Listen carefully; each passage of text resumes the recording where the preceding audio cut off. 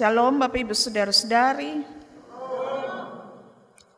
Selamat mempersiapkan hati kita menyongsong baik Natal maupun juga kedatangan Kristus yang kedua kali. Jadi sehubungan dengan masa Advent ini kita membaca berita-berita dari bahagian kitab suci tentang bagaimana kita harus memberi diri kita dengan teguh untuk senantiasa memiliki sikap penuh juang, menjaga perilaku kita supaya setiap perilaku kita senantiasa berkenan di hati Tuhan. Bapak Ibu Saudara-saudari, bagian pembacaan kita pagi ini mengajak kita untuk memperhatikan dengan seksama apa yang menjadi perilaku kita dalam kerangka menanti atau berjaga-jaga menanti menjelang kedatangan Tuhan. Saudara-saudari, supaya pengikut Yesus menyadari tentang pentingnya berjaga-jaga, Tuhan Yesus kali ini menjelaskannya dengan menggunakan perumpamaan. Supaya dengan demikian apa yang ia ajarkan menjadi lebih sederhana dan lebih mudah dimengerti. Tuhan Yesus ini Bapak Ibu Saudara-saudari ketika menjelaskan sesuatu, dia senang sekali memakai perumpamaan-perumpamaan, memberi gambaran yang jelas bagi kita yang mendengarkan lalu juga bisa mengerti dengan lebih mudah dan dapat melakukannya. Bapak Ibu Saudara-saudari, Yesus mengumpamakan kedatangannya dengan mengangkat cerita salah satu perumpamaan di mana di dalamnya dimuat cerita tentang adat pernikahan dari orang-orang Yahudi. Kalau kita melihat bahagian teks dalam Injil Matius dari pasal 24 ayat 29, di sini letak dari sebuah awal di mana Yesus mulai mengangkat 3 perumpamaan sekaligus yang tercatat dalam Matius 24 mulai dari ayat 45 sampai kepada Matius 25 ayat 1 dan seterusnya dan ayat 14 dan seterusnya. Ada 3 perumpamaan yang Yesus angkat untuk menjelaskan tentang kedatangan anak manusia. Salah satu perumpamaan itu yang kita baca tentang gadis-gadis yang bijaksana dan gadis-gadis yang bodoh di pagi ini. Saudara-saudari, dalam adat pernikahan orang-orang Yahudi, biasanya sebuah pesta pernikahan itu dirayakan dengan amat sangat semarak. Seperti halnya kalau kita di Kupang ya, di NTT juga secara khusus. Kalau PPKM-nya sedang turun, pesta pernikahan biasanya kita suka bikin dengan semarak. Para sahabat dari mempelai laki-laki dan perempuan dilibatkan dalam pesta pernikahan dari orang-orang Yahudi. Khususnya di sini adalah sahabat mempelai perempuan. Mereka harus mengambil bahagian dalam pesta pernikahan dan sahabat mempelai perempuan ini dibagi dalam 2 kelompok. Kelompok yang pertama itu adalah kelompok penggembira. Mereka kelompok yang bertugas menyanyi, menari untuk menghibur tamu-tamu yang datang, menyemarakkan pesta itu sehingga pesta itu tidak menjadi pesta yang membosankan. Biasa kalau kita pesta orang Kupang itu musik full bass. Maksudnya supaya pesta itu jadi semarak, tidak bosan. Walaupun sebenarnya mengganggu juga kita kesehatan telinga begitu. Orang-orang Yahudi juga menyemarakkan pesta mereka dengan cara bernyanyi, menari, dan seterusnya. Hal itu dilakukan oleh kelompok perempuan, kelompok dari sahabat mempelai perempuan, kelompok yang pertama. Kelompok yang kedua bertugas sebagai penyambut mempelai laki-laki dan juga rombongannya yang akan datang untuk menjemput mempelai perempuan nantinya. Biasa dalam pesta kita orang Kupang, pesta nikah, habis pesta nikah maka mempelai laki-laki bersama rombongan keluarga laki-laki akan membawa mempelai perempuan menuju ke rumah mempelai laki-laki untuk tinggal dan hidup di sana. Begitu juga yang terjadi dengan orang-orang Yahudi. Jadi dalam pesta pernikahan itu, selain mereka berpesta, bergembira, bernyanyi, menari, setelah itu mereka akan membawa mempelai perempuan untuk hidup dan tinggal di rumah di mana mempelai laki-laki hidup di sana. Bapak Ibu saudara-saudari, dan kedatangan mempelai laki-laki itu biasanya baru terjadi malam hari. Biasa di mana-mana kalau pesta nikah lebih seru malam hari daripada siang hari. Kita biasa malam hari. Tapi karena PPKM mencegah COVID sehingga tidak semakin banyak menular begitu dan lain sebagainya, membawa virus bagi kehidupan kita dan membawa banyak korban kematian, maka sekarang pemerintah menghimbau pesta-pesta itu syukuran, segala kegembiraan dilakukan siang hari, sehingga tidak terlalu ramai kehadirannya, jumlah orang yang hadir di pesta itu. Atau bahkan juga ada banyak tindakan pencegahan yang bisa terjadi di sana. Orang Yahudi suka bikin pesta di malam hari, terutama pesta pernikahan. Jadi karena itu mempelai laki-laki baru akan datang bersama dengan rombongannya, baru akan datang di malam hari. Sebab itu penting bagi para gadis-gadis untuk mempersiapkan pelita mereka. Kalau orang siap pelita ya pasti harus pakai minyak ya. Tidak mungkin pelita bisa hidup tanpa minyak, kecuali kita siap lilin menggali. Bapak Ibu saudara-saudari, dalam pembacaan kita dikisahkan tentang 10 gadis yang ditugaskan sebagai kelompok yang kedua, sebagai sahabat dari mempelai perempuan yang bertugas untuk menyambut mempelai laki-laki dan juga rombongannya. Otomatis mereka punya tugas mempersiapkan pelita dan bahkan juga minyak mereka, sehingga sepanjang malam itu pelita mereka tidak bolehlah padam, terutama ketika mereka menyambut mempelai laki-laki dan juga rombongannya. Mereka harus punya persediaan minyak yang cukup dan bahkan juga cadangan minyak bagi mereka. Namun sayang Bapak Ibu saudara-saudari, dalam bacaan kita digambarkan sebuah kenyataan bahwa ada 5 gadis bijaksana yang bertindak dengan sangat baik. Mereka disebut bijaksana bukan hanya pintar, tetapi kepintaran mereka itu tergambar jelas dari perilaku mereka yang bertindak dengan sangat baik. Mereka mempersiapkan segala sesuatu dengan sangat baik.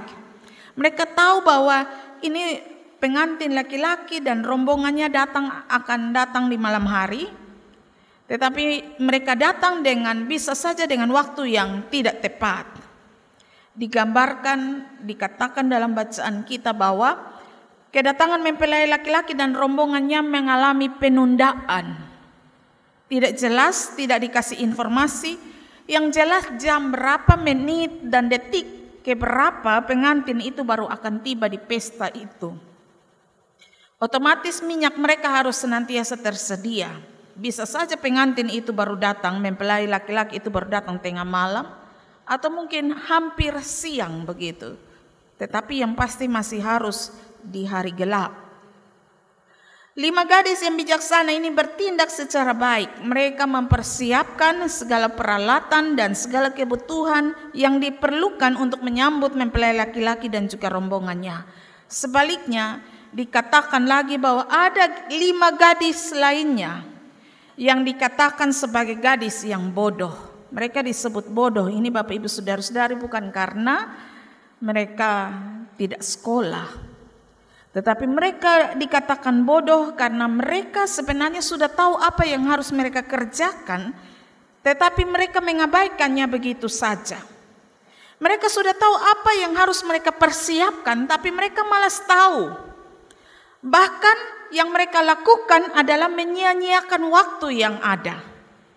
Apa yang terjadi ketika mempelai laki-laki dan rombongannya, kedatangan mempelai laki-laki dan rombongannya mengalami penundaan. Yang dilakukan oleh 5 gadis yang bodoh ini, mereka tidur. Mereka tidur sama seperti yang dilakukan oleh 5 gadis yang bijaksana. Tapi bedanya 5 gadis yang bijaksana ini mereka tidur dengan keadaan segala sesuatu sudah mereka persiapkan. Dan mereka tidur dalam keadaan waspada. Jika saja suatu kali di suatu waktu tiba-tiba mempelai laki-laki itu datang, mereka telah siap untuk menyambut mempelai laki-laki dan juga rombongannya. Berbeda dengan 5 gadis yang bodoh ini. Mereka tidur dengan menyia-nyiakan kesempatan yang ada. Mereka memiliki persediaan minyak yang semakin menipis. Lalu sekarang dalam kegelapan malam mereka sudah harus tidur, tapi dalam keadaan mempersiapkan pelita itu. Pelita harus tetap menyala. Mereka sementara menyalakan pelita, tapi persediaan minyak semakin menipis. Tapi toh meskipun demikian, mereka tidak memakai waktu dengan baik, dengan cara kalau masih ada waktu, masih tertunda waktu di mana mempelai laki-laki belum datang, mereka harusnya segera jalan cari minyak dan siap minyak itu. Tapi yang mereka lakukan adalah tidur saja dan malas tahu saja. Nanti terserah apa yang terjadi, sebentar terjadi sudah. Saudara-saudari, hingga akhirnya dalam bacaan kita menjelaskan kenyataannya bahwa ketika mempelai laki-laki dan rombongannya datang, 5 gadis yang lain selain yang bijaksana itu, 5 gadis yang disebut bodoh, mereka kehabisan minyak dan pelita mereka hampir padam. Keadaan ini membuat mereka ada dalam keadaan menjadi panik. Minyak mereka hampir habis. Tapi mereka masih ada dalam kerangka menerima tugas, menyambut mempelai laki-laki, dan terus harus menyalakan pelita sepanjang pesta pernikahan itu. Pada akhirnya mereka memang berusaha untuk mencari minyak. Tetapi situasi itu adalah situasi tengah malam di mana semua penjual sudah tertidur pulas juga. Mereka tidak lagi mendapatkan persediaan minyak yang baik, bahkan minyak cadangan untuk pelita mereka. Akhirnya mereka kehabisan minyak. Dan barulah dengan waktu cukup lama mereka baru bisa mendapatkan minyak mereka kembali untuk pelita mereka. Dan ketika mereka datang ke tempat pesta, apa yang terjadi? Mereka malah mengalami penolakan oleh si tuan pesta itu. Mereka tidak diberi kesempatan untuk masuk dan bersukacita bersama-sama dengan mempelai laki-laki dan rombongannya, dan bahkan juga semua yang hadir di tempat pesta itu. Bapak, Ibu, saudara-saudari, sebuah kisah yang sederhana yang secara berulang sudah sering kita baca, kita renungkan. Tetapi hari ini diangkat kembali bagi kita di Minggu Advent yang pertama dalam kerangka untuk menikmati perjuangan kita untuk senantiasa menjaga perilaku kita menyambut kedatangan Tuhan. Lalu demikian apa yang harus kita perbuat untuk menolong diri kita sehingga nanti pada kedatangan Tuhan, terutama saat kedatangan Tuhan yang kedua kali, kita beroleh kesempatan untuk turut menikmati sukacita dengan Tuhan kita sebagai pemilik hidup ini. Saya mencatat beberapa refleksi pelajaran berharga bagi sekalian kita. Kita belajar dari gadis-gadis yang bijaksana. Yang pertama, dalam hidup ini mereka berjaga-jaga, Bapak, Ibu, saudara-saudari. Mereka dikatakan bijaksana karena mereka senantiasa memberi diri mereka untuk membangun sikap berjaga-jaga. Berjaga-jaga di sini maksudnya Bapak Mama bukan satu hari atau tiap hari, sepanjang hari 24 jam bahkan lebih kita tidak pernah tidur. Kita terus mete-mete terus, tidak seperti itu. Berjaga-jaga di sini yakni Bapak, Ibu, saudara-saudari, mereka memberi hati yang sungguh untuk membangun sikap spiritualitas mereka, keakraban mereka dengan Tuhan. Bapak, Ibu, saudara-saudari, dalam hidup ini perlu kita akui bahwa sebagai anak-anak Tuhan, kita sering juga berlaku seperti 5 gadis yang bodoh, menyia-nyiakan setiap waktu yang Tuhan berikan bagi kita. Kesempatan hidup yang Tuhan berikan bagi kita ini kita sering kali sia-siakan, membuang atau mengulur-ulur waktu. Kita senantiasa berpikir bahwa kita semua masih punya banyak kesempatan untuk menikmati kehidupan di tengah-tengah dunia ini. Padahal kita tidak pernah tahu rancangan Tuhan bagi kita. Kapan saat yang tepat di mana Tuhan akan memanggil pulang kita kembali dan meminta pertanggungjawaban dari sekalian kita. Biasanya Bapak Ibu Saudara-saudari dalam kesempatan hidup sekarang ini, kita menganggap remeh untuk senantiasa memberi perhatian kita, membenahi kehidupan spiritualitas kita, memperbaiki perilaku kita. Kita menganggap toh nanti kalau sudah dekat-dekat mau mati baru bertobat, sekarang tak usah bertobat. Berbeda dengan gadis-gadis yang bijaksana ini. Mereka tidak dapat menerka waktu di mana mempelai laki-laki akan tiba. Tetapi meskipun demikian mereka bersedia, mereka berjaga-jaga dari awal, mempersiapkan diri mereka, terutama minyak yang akan mereka pakai pada pelita mereka. Kita bicara minyak ini Bapak Ibu Saudara-saudari berhubungan dengan kehidupan spiritualitas kita. Pelita itu adalah seperti sebuah tanggung jawab yang diberikan bagi kita untuk kita kerjakan. Pelita itu adalah fasilitas yang diberikan bagi kita untuk kita pakai, untuk menunjang tanggung jawab kita.